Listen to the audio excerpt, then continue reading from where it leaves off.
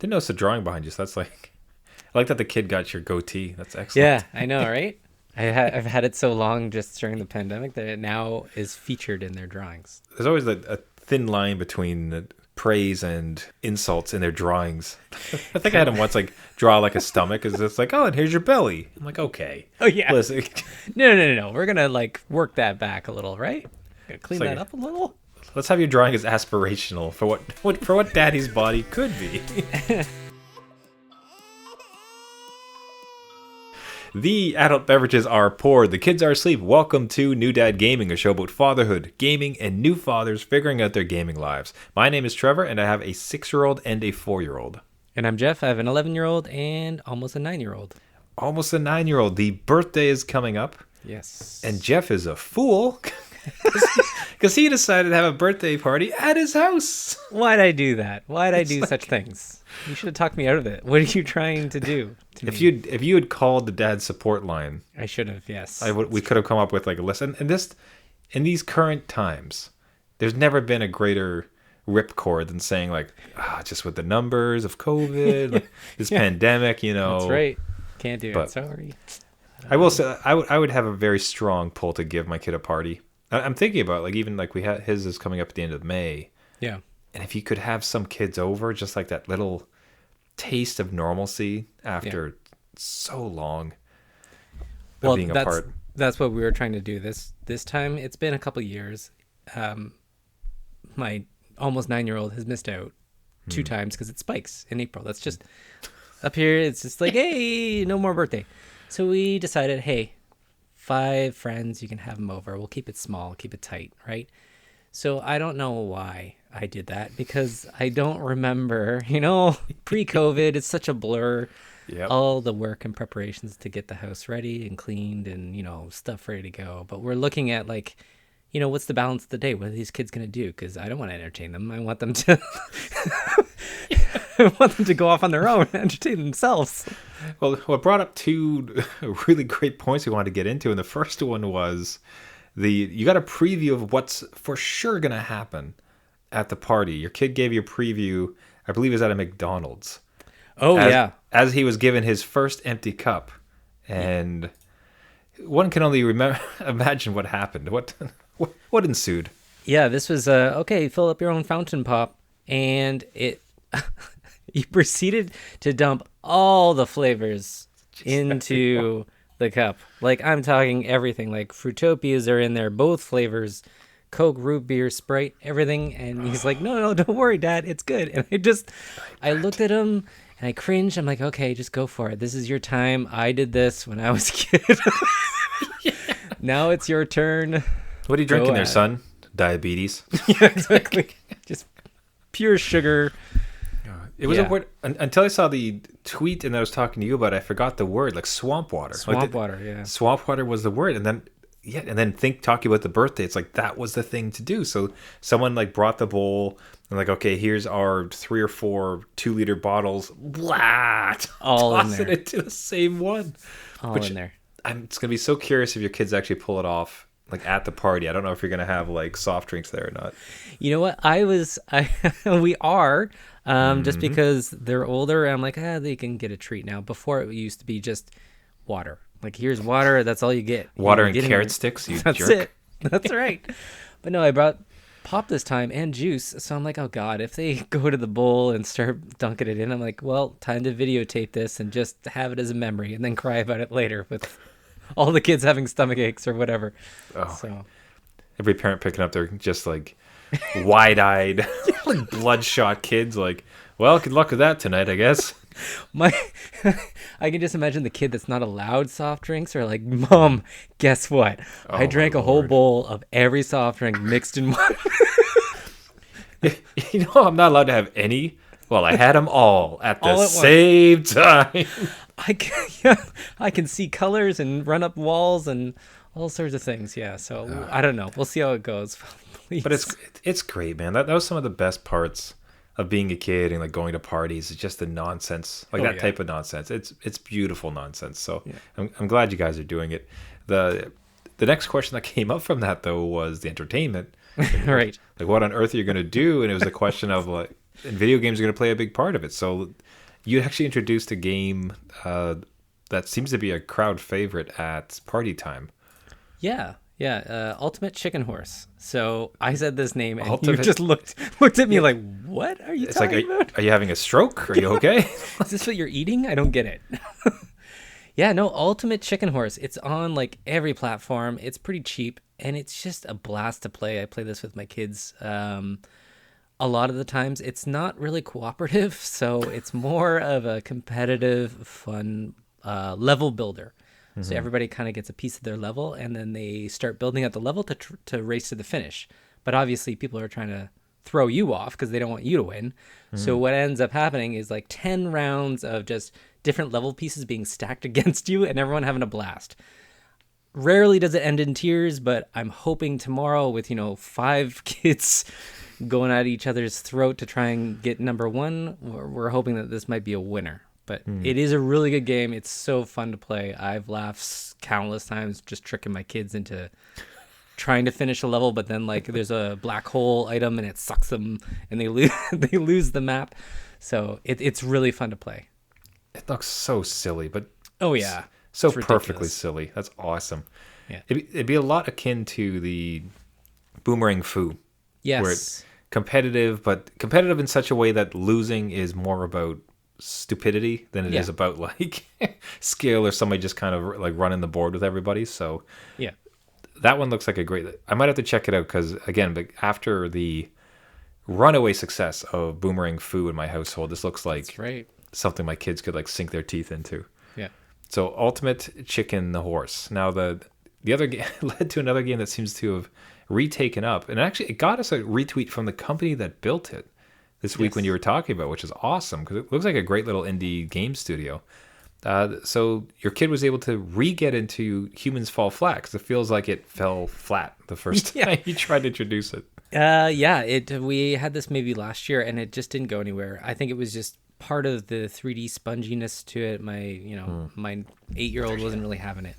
Sponginess, that is so apt. That's such a perfect way to describe the physics of your bodies, like very spongy. Yeah, and just the controls themselves are Awful. They're that way. They're supposed to be awful, right? Like that's the whole fun of it, right? So when we got back into it, it just seemed like he was really into it. We were working as a team a lot of the times, and a lot of the times we were just goofing off. But crushing the levels, we're going through these things like nothing, like working together, strategizing. Sometimes we're, shaking our booties at each other, just having a laugh. But it is a fun time, and that sponginess, I think we've both gotten the hang of it. It's just something that's there, that's goofy, and we're having a blast with it. So totally recommend Humans Fall Flat. Maybe give it a second go if you tried it once and just circle back. Maybe like they were primed by Minecraft or something, but like this 3D nature of it, right back into it. Yeah, what I like about it is like we'll often be asked, we'll go on other podcasts and such, and like what's example of good games or what game is age appropriate. I think the real secret to a game like Humans Fall Flat is it's disarming. It's silly nonsense. Like you're flopping about. The guys look hilarious. Like again, like you can pop out your bum and like shake it around. So like it's got everything that's going to make a kid laugh and want to play it. What's amazing about it's non-linear. In so much, there's a lot of different ways to actually solve the problems, right? Like some, for instance, like we're watching a clip right now, and we're watching a clip right now, and I never could get it to work this way. So the clip is there's a big trail, like a railroad car, and there's a log wedged in there, and you're supposed to yank the log out. And my son and I were trying to yank this log out to let it go, and we're like, it doesn't work. It's trying to trick us. So we grab boulders from previous in the level and smash the wall. That's right. Like it's so non-linear, and that said, like it's not like you to get this puzzle, you have to get this key that is exactly over here, and that's the first step. It's more like you're here, you're over here. There's these elements. Good luck. Go to it. Right. So the times that we've gone through, like the different paths we've taken to success, I adore it. So it creates that creative thinking, that non-linear I gotta stop saying non-linear, that's like the 8th time. Creative thinking, the off-the-wall thinking, the unique thinking, the trying different approaches, failing and trying again. So, when we're asked these type of questions about what games you suggest for kids, an easy answer, something like Minecraft or like, Froggy's math challenge. I think the more interesting ones is something like Humans Fall Flat, where it's deceptively educational, like it's deceptively growth producing. Yeah, it really is. Like I think you hit the nail on the head there. And there's also a lot of scenarios that are set up for like, you're going to learn something, but you're not sure how you're going to learn it. There was one part where there's a catapult and you have to go to like over a castle wall. Yeah. And my 8-year-old is just raring to go. He's like, all right, I'm getting in. You launch me. So it took us 5 or 6 tries to actually get the physics right, because you have to wind it and position it. But again, we were just learning how to do it and having a blast. It was so much fun. So the winding part is like that's fascinating. It's not just, it would have been easy enough to have a button, but they actually have you in this awful physics. Awful physics with your googly, spongy arms trying to wind this thing clockwise and then launch it. Yeah, so I don't think Humans Fall Flat would be new to anybody listening. No. Much like Jeff, though, if you kind of bounced off with it or never had a chance to try it with your kid, highly recommend that, because the giggles, laughs, silliness, wonderful. But the chance to stretch your mind into how can we solve this, it can't be overstated. So Humans Fall Flat. The game does not. And I wanted to give a quick one before we get on to some other stories, though. It was just a Slime Rancher. Okay. So here in the house, it was they had seen at some point scrolling through a bunch of games. They just saw the colorful characters and the world and everything else, and asked about it. It's like, yeah, we can download that. And again, I hate to say it every episode, but the benefit of Game You're Pass. Gonna say it. You're gonna say the words. We What do you need a want me- song what or do you- something. We it's need so- like, he said the words Game Pass, and then just like confetti comes down. Yeah, Game Pass. We'll keep a count so that we can send it to the official Xbox Twitter. There you go. It's like, listen, I'm here doing the good work. Yeah, But hey, PlayStation has its own now. that's true. They need It's all to going to work. amp it up. The Yep. benefit of streaming services would be that you can grab on these type of titles and just give it a shot, see if it's going to work for your kid. And lo and behold, they loved it. Like they're chasing these, and it's really approachable in that it's family friendly, because they have all the levels of the difficulties. Oh, and perfect. one of them is like straight up, I think they even call it like family or just like adventure. And it's like, you're not going to get hit, you're not going to get hurt. This is just like more resources type of thing. This is really just about getting through, collect the slime, have some fun. Yeah, It's just Perfect. like That's perfect, great. yes. So between that, like I always really appreciate when games have that type of thing where it's just take off the difficulty. And what was the awful D&D game I'd been playing that I shouldn't have touched? That was super crazy deep for story. The Pillars and of long. Eternity. Is Pillars that of the one? Eternity. Oh, okay, you're done with that. Or Oh hell, I haven't gone back in. I'm still interested in it, but it's just intimidating. Even that game, it actually had a story mode. Okay. Yes. Which Okay. I found that really, because that type of game seems to revel in its difficulty. It's like, well, you're going to have to be 7. This is 3D chess, man. You're going to have to Right. really think about it. So I really appreciate that. It's like, no, look, if you want this is a cool story. If you want to just read and have a good time, you can set it all the way down. Yeah. Small tangent, sorry, I just had to get that in. But Slime Rancher, between that and just the colorful, safe world, unique kind of gameplay, another great hit for kids. So another one worth checking out. Nice. Do you know if that one's co-op though? I can't remember if it was. Maybe that's the one that turned me off because there couldn't be 2-player. Maybe Yeah, I'm wrong though. I don't believe it is, because I think we did have that. Although You I might be can't- able to I play can't- like online together or something. yeah, and I can't say it 100% because we were streaming it, because I wasn't really sure that they would want to. I wasn't sure how it was going to hit, so I didn't Right. download the game. I just let them stream it first to see how it went. And Even better. See, like you don't even download it anymore. You're like, stream it. This is good enough. So I can't Just say 100. YouTube. Tell you what, let's. We haven't done a good old Trevor Google something segment. Let's give this a shot. Slime Rancher co-op. It's gonna be like a Mario Cappy kind of thing, isn't it? Like one controls the slime hat. Hey man, even if that works. Split screen LAN multiplayer mod. Okay, as soon as I say mod, no, it's like Yeah. Okay. no. So maybe. no local multiplayer. That I could see that being a turn off. I wish there was, but Well, as long as your kids are able to take turns and not fight over it, then by all means. But my kids definitely do not take it as like, well, no, this is game time, and I want to game all the time. I don't want to watch somebody else game. Sharing. Forget that noise. What is that? What's this button do on this controller? Share. I can make that into a segue to the next story. Okay.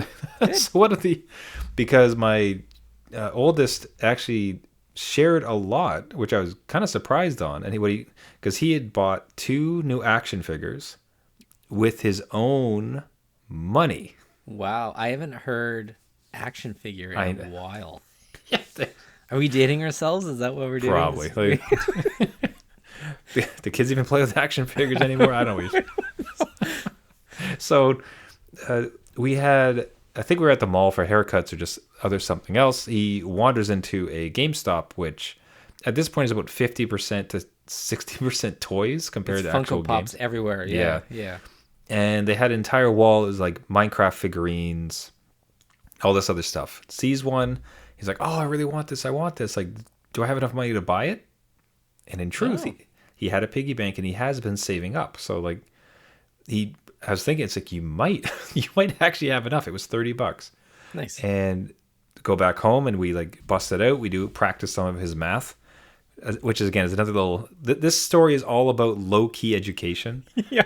Where it's like using his lust for new toys and figures results in him having a whole lot of lessons like secretly implanted in his head. This has started from birth, though. You remember sneaking in like healthy food into like goldfish crackers or something? Like, you're getting your vitamins. You don't know it yet. Like, we're just gonna grind up some spinach into this mix. And spinach and a little egg here, and He'll get through school. He's like, wait a minute, how am I so intelligent? Damn you, Dad! Just like, how are my scores so high? Damn you, parents! So low key, we get to do is like math. Like, okay, let's count all of these ones. Practice your math, and lo and behold, he has more than enough. And it's like, my man, let's do this. Like, if this is what you want, like that's your money. I remember even asking him, are you sure you don't want like a game? Like a video game? Like, do you want a toy? My worry with toys is just like they seem to be fairly transient. It's quick. Yes. Yeah, like they're super into it, and then it just gets left on the floor. Yep. But his money, his decision. So counts it up. He's got enough. Off we go. Nice. Slight sad part is that the toy that he wanted was gone already. Like, how long did this take to? It was 2 days. Okay. But I think you went like right home and then came back and you're like, what? That would have been especially upsetting, but fortunately not. So that part was sad. Like, I was a little bit upset about that because it's like, damn, man, he finally got it. But he took it like a champ. Because in his world, it's still like, all right, I got money. I can buy something. This is great. Right. Ends up buying Gujitsu. I don't know if you've ever seen that one. It's a Netflix series, which is just tailor-made for toys. Sounds like it. It's like I have not seen it, though. No. It's the entire reason they built this series. So it's to eventually sell toys. So it's these 2 figures. He'd wanted them. He had mentioned them before. He'd asked them for Christmas, so we didn't get them. So he was stoked. Comes back he's like, oh, I got this. This is amazing. Like, he's been just like beaming. He woke up the next day. He had them. He had slept with them. And then the next day at breakfast, he's like, ah! He's doing that excited kid thing. He's like, look at this. It still happened. Does he? It just sounds like Santa didn't give him these 2 toys, and he's just like, eat it, Santa. Like, look at me now. Do you see that, Santa? I don't need you, Santa. I got my own toys. Got my own money. Buy my own stuff.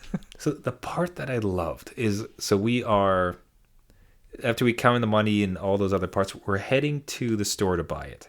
Okay. And it is just an all-out assault of education. I'm trying, because I'm trying to seize the moment, because I want him to understand the benefit of what's happened.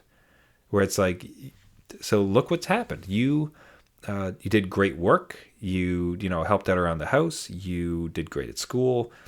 Whatever many reasons, you got money, right? So because of your good deeds and your hard work, you were able to get a lot of money. And I relayed another thing is that when we used to go to the arena for skating, there was slot machines, not slot machines, coin-operated candy and like toy machines. Not like a casino. Not literal gambling. Yeah, that one didn't sound so good. He's got a terrible gambling addiction. No. You see, you work hard, you win sometimes. And you can play the odds. Let's do this. Daddy Totally needs a new lesson. car. Yeah. So he It's like you remember those, and like it's candy, and it's like just like little bobblehead. It's kind of like nonsense stuff, right? And you would spend money there, Right. and those aren't really great toys, right? So, No. so look what's happened is that you did this hard work, you earned it, you got all this money, and then you saved it. You put it all together and you waited. And now because you did that, look what you get. You get this amazing toy that you wanted, Right. right?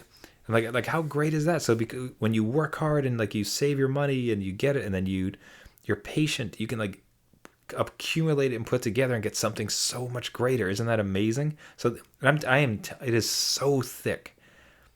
And he was so proud and boastful, like he seems so receptive to all of it. Yeah. Where it's just like he's like, yeah, that is right. I get something really great and exciting. So it was just me like, this is awesome.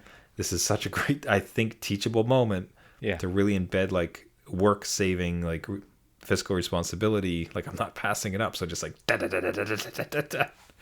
Like I don't know if you've ever hit like a similar thing where it's like this I'm not letting this teachable moment pass.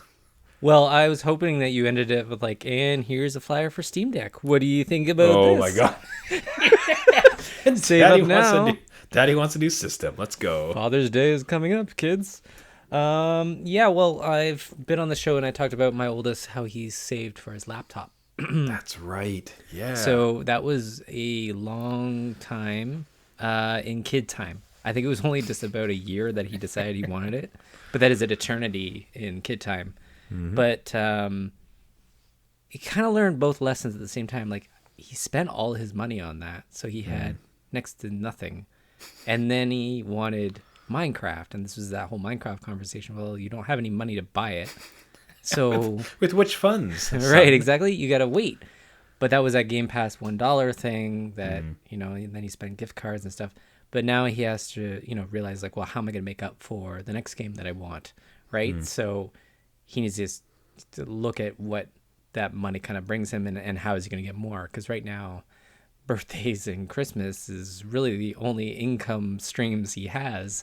So what else can he do to get more, or maybe not, maybe lay off a little bit and play what he has, right? Like those are the decisions that are going through his. And my youngest one, who's turning 9, is more on like the edible stuff, so not like edibles like we would have them. Yeah, I was gonna say. So between my kid gambling and Yeah. your kid dabbling in edibles, we got a hell of This a is a father great- show This is here. a great show. Everyone should listen to this show. We're great dads. He will look at anything that they can eat.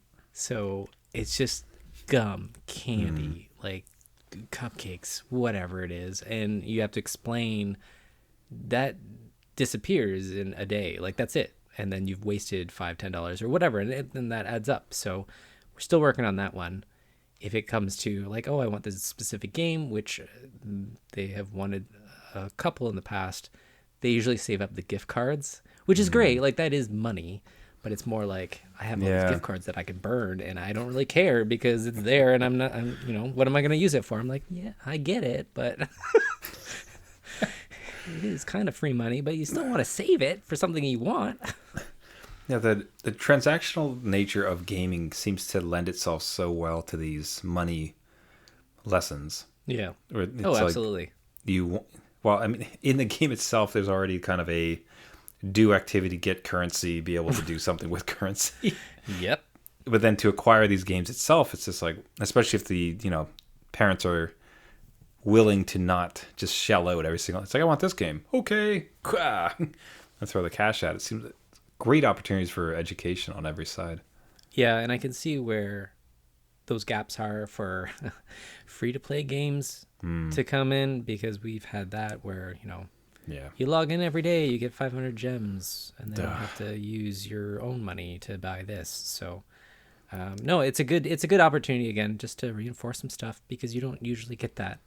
If they want a bike or something, you're like, I feel bad, I'll go get them a bike, right? Like they'll make a thing out of it. I'm not gonna tell them to buy their own bike. Buy their own bike. But would you let them buy their own V-Bucks? Oh gosh. Yeah.